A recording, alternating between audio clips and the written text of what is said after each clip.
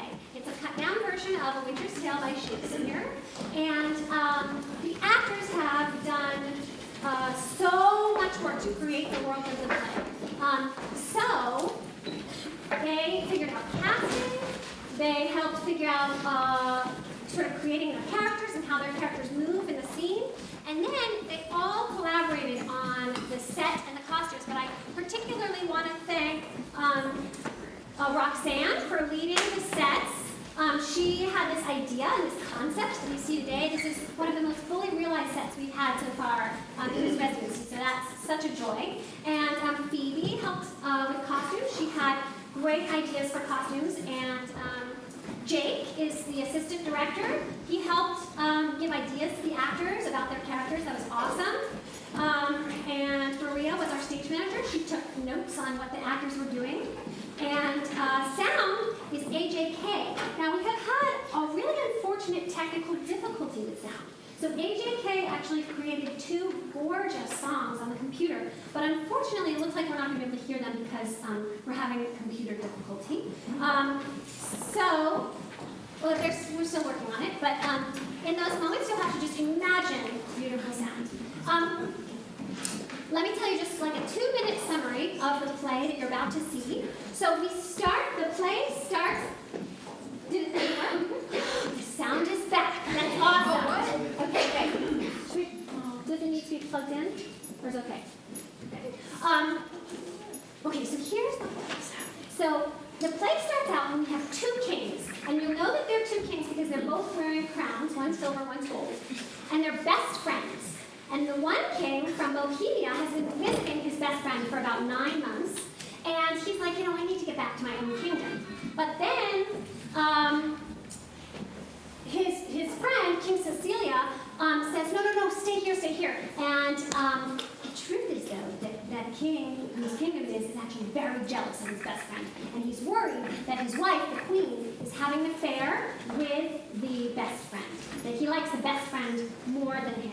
And in fact, at the top of the play, the queen is 9 months pregnant, so very suspicious. So what we get at the top of the play is actually a pretty dark world. This is one of Shakespeare's plays where the top of the play kind of starts as a tragedy, and we see what happens to his wife, the queen, when she is accused of cheating on her husband. So you'll follow that arc. And then the second half of the play actually gets much lighter. It turns into a comedy, which is great. So you're going to see a shift. The actors are going to shift to the lighting, and you'll feel a shift in the tone when we land in Bohemia. And in Bohemia, we're now 16 years in the future. And the 2 kings from the 2 different kingdoms, their children have grown up and are falling in love. Now, the one thing you should know that I'll mention is watch what happens to the queen, to her baby, and how the queen's baby goes from Cecilia to Bohemia and what happens there. That's all I'll say for now. Thank you for being here. And let me just check with the actors. Oh, okay. I'm just going to play this.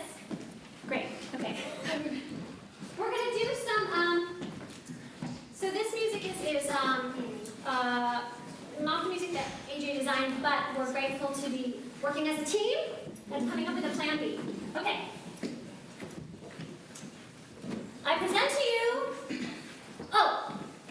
and can I just say a quick big thank you to Alyssa and Nick for being so supportive the whole way through this residency with all of the actors and helping the process and really being engaged with having Shakespeare in the classroom. So thank you. Here we go. The Winter's Tale.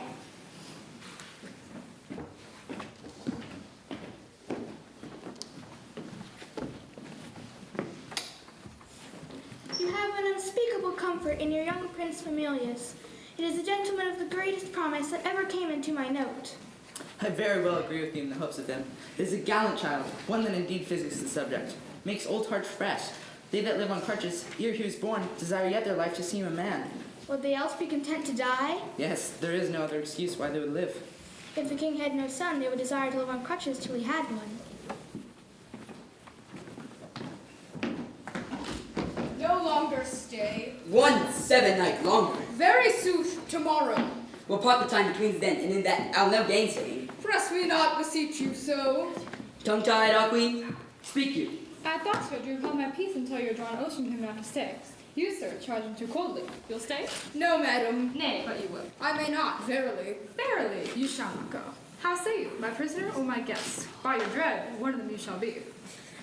Your guest, then, madam. Is he one yet? He'll stay, my lord.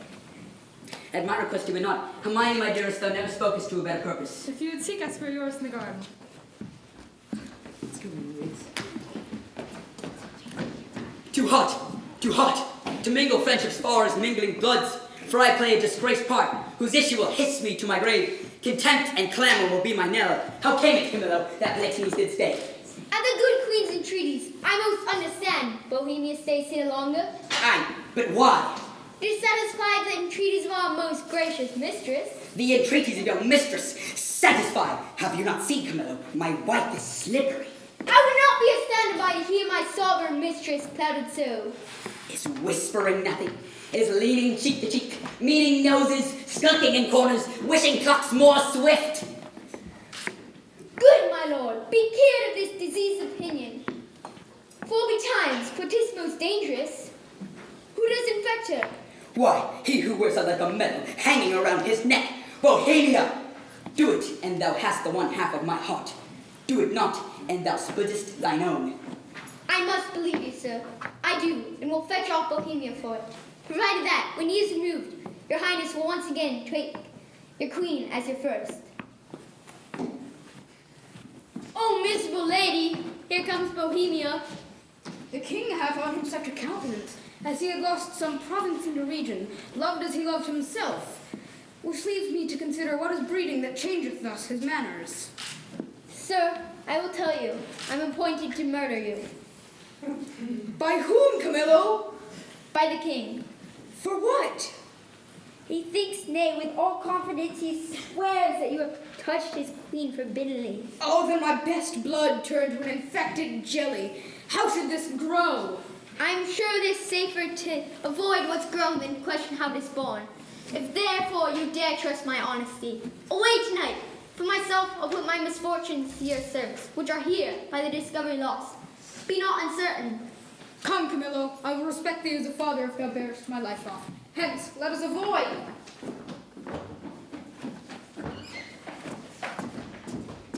The queen rounds apace. We shall present our services to a fine new prince one of these days. She is spread of late into goodly bulk. Good time encounter her. But wisdom stirs much. Come, sir, now I'm for you again. Pray, sit by us and tell us a tale. Merry or sad shall it be. As merry as you will. A sad tale is best for winter. I have one of sprites and goblins. Let's have that, good sir. Come on, sit down. Come on, do your best to frighten with your sprites. You're powerful at it. There was a man. Sit down. I will tell it softly. Young cricket shall not hear it. Come on then and give it to me in mine ear.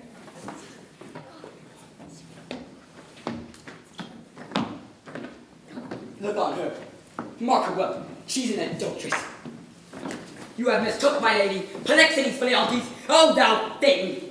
More, she is a traitor, and Camillo is a federal whip, and one who knows what she should shame to know herself, but with a most vile principle. What is this, sport? Gentle, my lord, you could scarce threaten me thoroughly to say you shouldn't stay. No, away with her, to prison! There's some ill planet reigns. I must be patient till the heavens look down with an aspect favorable. Good, my lords, I'm not prone to weeping, but I have here that honorable grief which burns worse than tears drown. Adieu, my lord.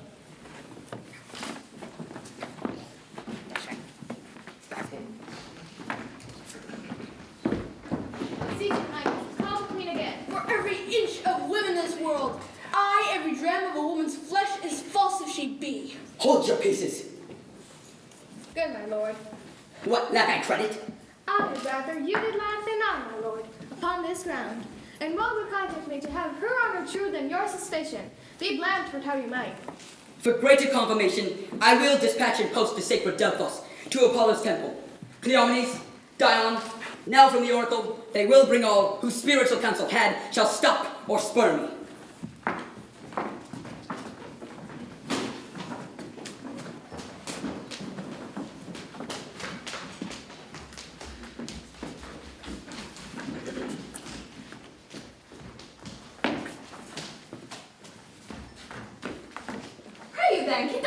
queen. I may not, madam. My courtier has expressed commandment. Here's a do, to lock up honesty and honor from the access of all gentle visitors. So please you, I shall bring Amelia forth. I pray now, call her. And madam, I must be present at your conference. Will be it so to thee.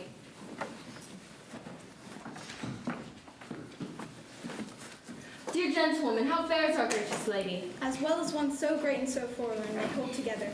She is something before her time, delivered a daughter, a goodly babe, lusty and like to live. The queen receives much comfort in it. Says my poor prisoner, I'm innocent as you.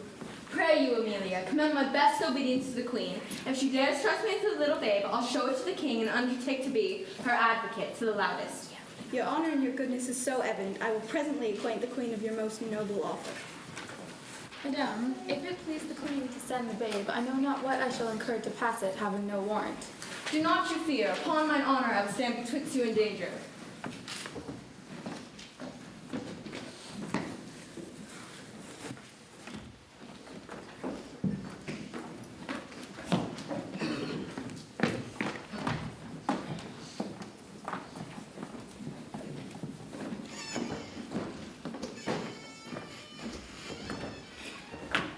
You must not enter, madame. He hath not slept tonight. Commanded none should come at him.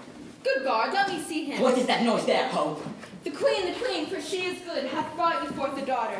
Here it is, commends it to your blessing. Out! A mankind witch! Hence with her! Out your door! Would you not put her out? I told her so, my lord. On your displeasure's peril and on mine, she should not visit you. Takest up the princess by that forced baseness which he has put upon it. A gross head! And Antigonus, thou art worthy to be hanged, that wilt not stay your wife's tongue. I pray you, do not push me. I'll be gone. Look to your bay, my lord. 'Tis yours, and Jove sends her a better guiding spirit. Shall I live on to see this bastard kneeling call me father? Better burn it now than curse it then. But be it, let it live. Antigonus, come here. What will you adventure to save this brat's life? Anything, my lord, what my ability may undergo, and nobleness impose. As thou art liege man to us, that thou may carry this female bastard hence, and that thou bear it to some remote and desert place quite out of our dominions, and that there thou leave it, I do in justice charge thee. I swear to do this, through our present death had been more merciful. Come on, poor babe, against the cruelty fight to thy side. Poor thing, condemned to loss.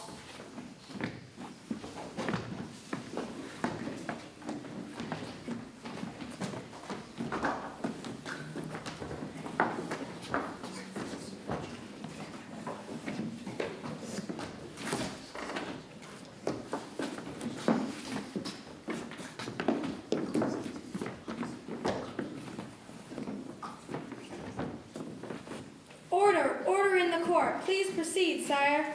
Let us be clear to being tyrannous, since we so openly proceed in justice, which shall have due course, even to the guilt of the purgation. Produce the prisoner.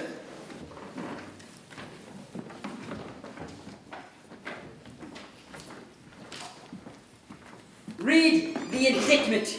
Hermione, queen to the worthy, Leontes, king of Sicilia, thou art here accused and arraigned of high treason. Polixenes, king of Bohemia and Camilla, to take away the life of our sovereign, Lord the King, thy royal husband, contrary to the faith and allegiance of a true subject, didst the council aid them for their better safety to fly away by night. You had a bastard by Polixenes, so thou shalt feel our justice in whose easiest passage. Look for no less than death. Sir, spare your threats. The bud which you would fright me with I seek. To me can life be no commodity. The crown and comfort of my life your favor I do feel lost, for I do feel it gone. My second comfort, starred most unluckily, was from my breast.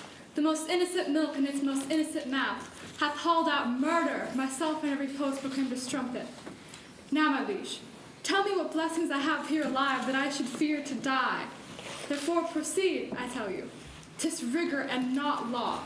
Your honors all, I do affirm you to the oracle. Apollo be my judge. This your request is altogether just. Therefore bring forth in Apollo's name his oracle. Shall the contents discover something rare, even then will rush to knowledge.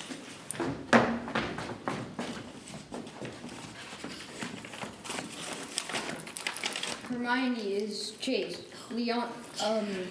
Polixenes blameless, Camillo a true subject, Leontes a jealous tyrant, and his baby truly be gone. And the king will live without an heir if which is lost be not found. Praised. Now blessed is the great Apollo. Hast thou heard the truth?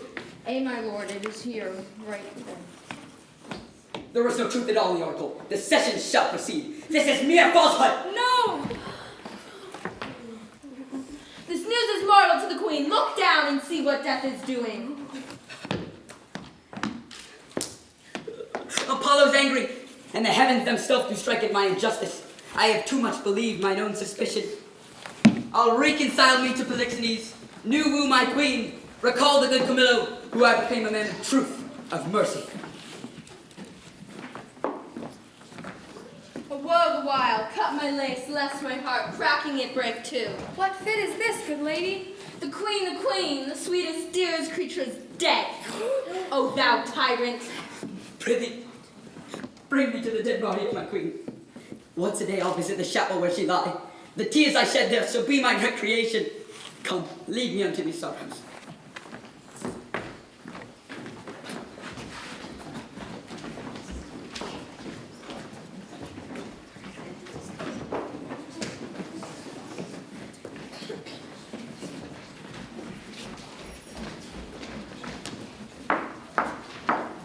Thou art perfect, then. Our ship hath touched upon the deserts of Bohemia.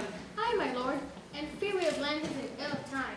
The skies look grimly, and very present blusters. Go get aboard and look to thy bark. It will not be long before I call upon thee. Make your best haste, and go not too far out the land. Besides, this place is famous for the creatures of prey that keep upon.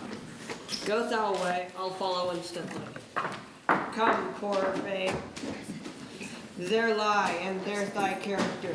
There these which may, if fortune please, both breathe thee, pretty, and still rest thine. Weep I cannot, but my heart bleeds, and is most accursed to be by oath enjoined to this. Farewell, the day frowns more and more. I never saw the heavens so dim by day.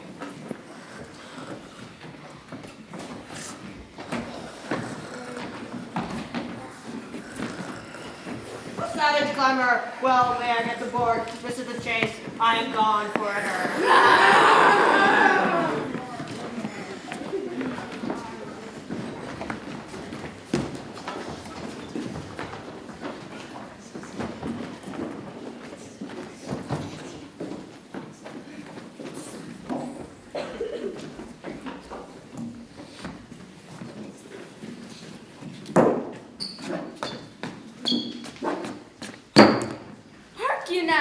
Good luck. Ain't thy people, what have we here? Mercy on us. A barn. Very pretty barn. A boy or a child, I wonder. A pretty one, a very pretty one. I'll take it up for pity. Yet I'll tar till his son come. He elude, but even now. Loa! Hello, Loa. What art so near? But look thy here, boy. What's within, boy? You're a maid, old man. If the sins of your youth have forgiven you, you're well to live. Gold! Oh, gold! We are lucky, boy, and to be still so requires nothing but secrecy. Let my ship go. Come, good boy, the nest are home. 'Tis lucky, I will do good deeds on it.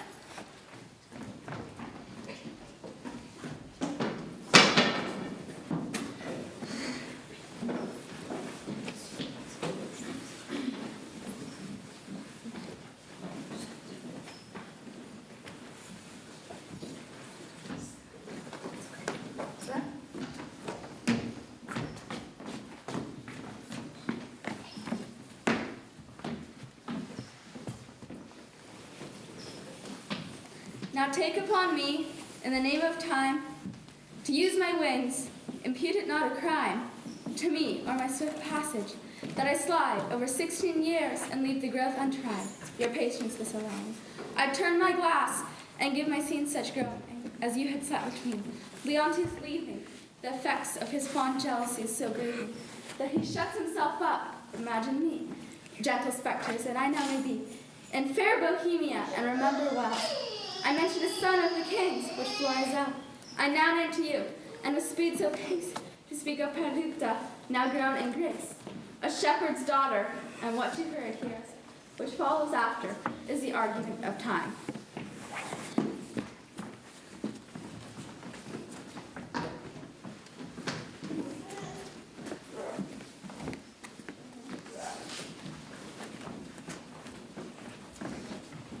As thou lovest me, say to me, when sawest thou the Prince Florizel, my son? Sir, it is 3 days since I saw the prince. What his happier affairs may be are to me unknown. I have considered so much, Camillo, and with some care I have this intelligence, that he is seldom from the house of a most homely shepherd. I have heard, sir, of such a man, who hath a daughter of most rare note. I fear the anger that plucks our son thither. Thou shalt accompany us to the place where we will, not appearing what we are, have some question with the shepherd. Prithee, be my present partner in this business. My best, Camillo. We must disguise ourselves.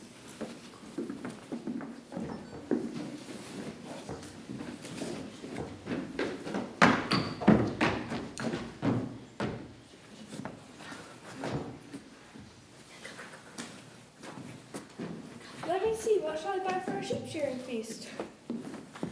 Oh, help me, pluck one off these rags, and then death. Lend me thy hand. I'll help thee. Come, lend me thy hand. Softly, dear sir, good sir, softly. You have done me a charitable office. How do you now? Sweet sir, much better than I was. I can stand and walk. I will even take my leave of you. Then fare thee well. I must go buy spices for our sheep shearing. Prosper you, sweet sir. Your purse is not hot enough to purchase your spice. I'll be with you at your sheep shearing too.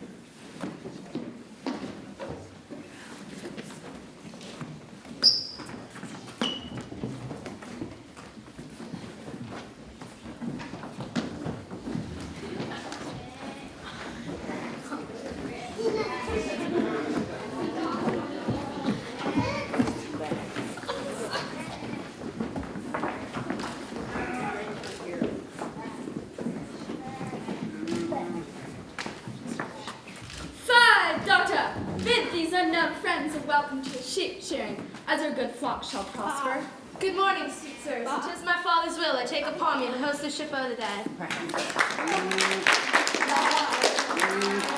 Come, our dance, I pray. Your hand, my Perdita, so turtles pair that never means. I'll swear for 'em. Come, strike up.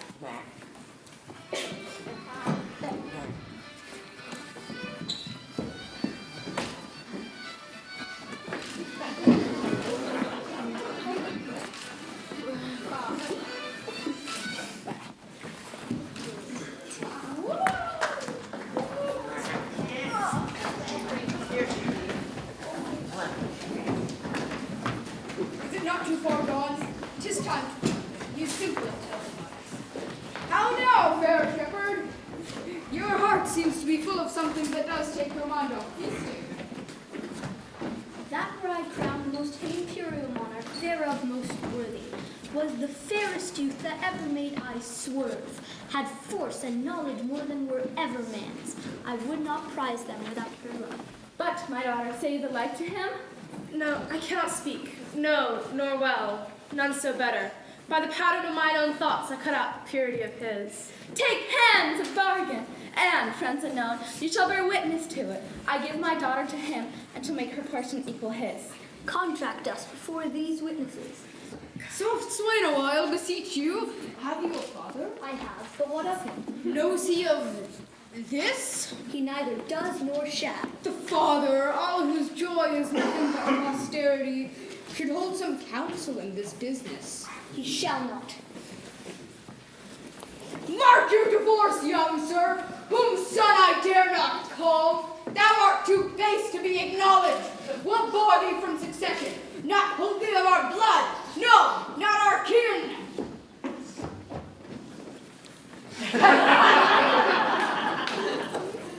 Will you please, sir, be gone? I told you what would become of this. Oh, sir, you've undone a man of fourscore three. If I die within this hour, I have lived to die when I desire.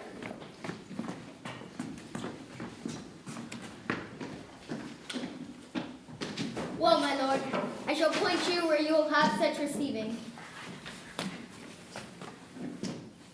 I shall become, your highness.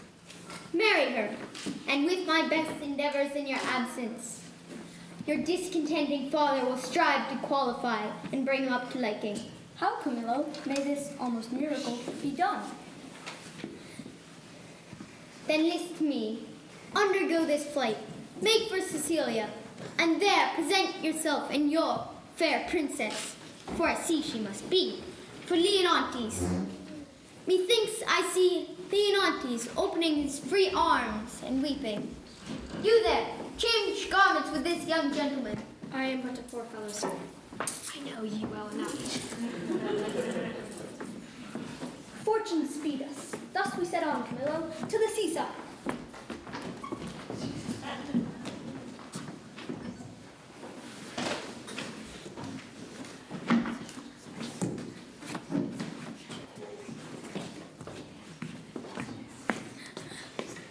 See what a man you are now. There is no other way but to tell the king that she's a changeling, and none of your flesh and blood. Nay, but hear me. Nay, but hear me. Go to then. She being none of your flesh and blood has not offended the king, so your flesh and blood is not to be punished by him.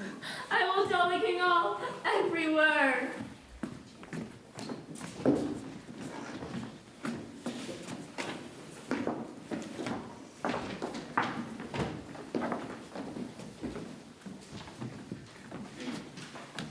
One that gives out himself Prince Florizel, son of Polixenes, with his princess. She is the fairest I have yet beheld. Desires access to your high presence. Most dearly welcome, and your princess, oh goddess. Amity too of your brave father, who, though bearing misery, I desire my life once more to look on him. By his command have I touched here Cecilia, and from him give you all greetings that a king, at friend, can send his brother. Most noble sir, that which I report shall bear no credit. Bohemia greets you and desires you to attach his son, who has fled from his father, from his hopes, and with his shepherd's daughter. Where's Bohemia? Speak! Here in your city, my lord. We now come from him. Whilst he was hastening in the chase, it seems of this fair couple, meets he on the way, the father of this city lady and her brother, having both their countries quitted with this young prince. Oh, my poor father! The heaven has set spies against us. We will not have our contract celebrated. You are married? We are not, sir, nor are we like to be. Step forth, mine advocate, and at your request my father will grant such precious things as trifles. But your petition is yet unanswered. Therefore follow me, I will to your father. Come, good my lord.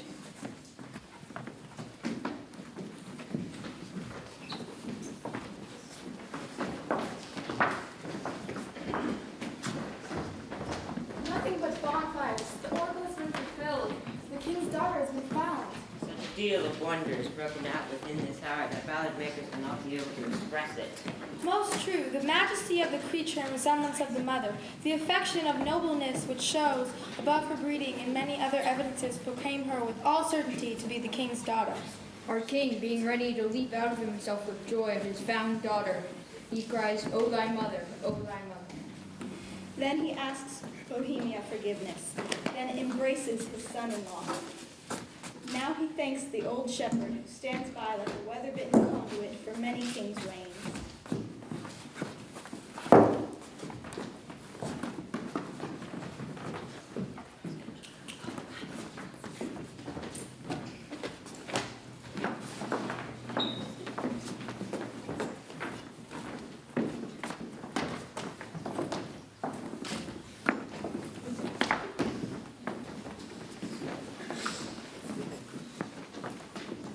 Oh, Paulina, we honor you with trouble, but we came to see the statue of our queen. Your gallery have we passed through, that which my daughter came to look upon, the statue of her mother. So her dead likeness, I do well believe, excels whatever yet she looked upon. Therefore I keep it lonely, apart, but here it is. Oh, her natural posture. Chide me, dear stone, that I may say indeed, thou art Hermione. But yet, Paulina, Hermione was not so much wrinkled, nothing so as aged as this seems. So much the more our carver's excellence, which lets go by some 16 years, and makes her as she's lived now. Masterly done, the very life seems warm upon her lip. If you can behold it, I'll make the statue move indeed, descend and take you by the hand. What you can make her do, I am content to look on. It is required you do awake your face, then all stand still. Proceed, no foot shall stir. Music, awake her, strike.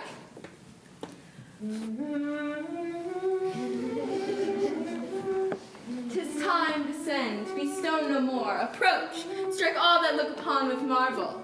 Come.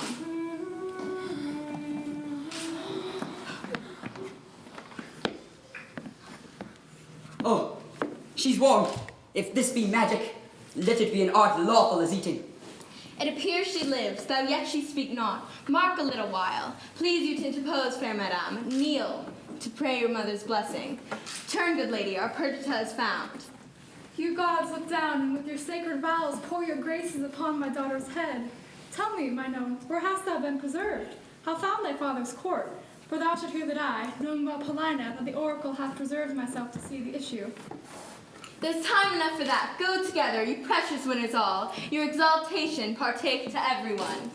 Good Paulina, lead us from hence, where we may leisurely, each one demand an answer to his part performed in this wide gap of time since first we were dissevered, hastily led away.